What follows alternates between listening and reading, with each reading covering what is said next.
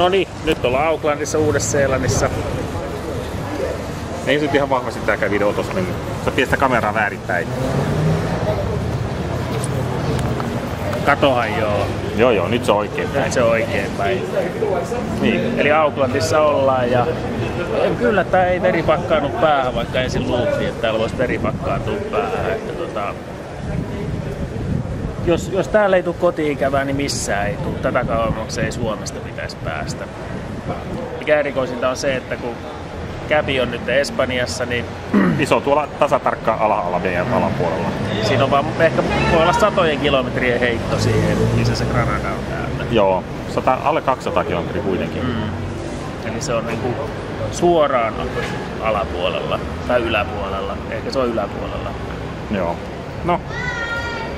Me lähdetään nyt selvittelemään, miten me päästään bussilla keskustaan. Ehkä löytäisi joku hotellihuone sieltä, johon meillä varaukset. Mutta ei tarvinnut bumerangia. Täällä on sama kuin Australiassa, että puutavaran kanssa tosi tarkkaa. Että puu- ja ruokatarvikkeiden kanssa. Että siinä me laitettiin sitten ruksit, että on meillä tullattavaa. Ostettiin Sydneystä muksuille bumerangit, niin ne on puisia, niin niitä vähän jännättiin tuossa, mutta ei ne niitä halunnut nähdä. Me ollaan niin kiltin näköisiä poikia. Yhden päivän maassa näet, ei toi pääse minnekään tänne saastuttaa.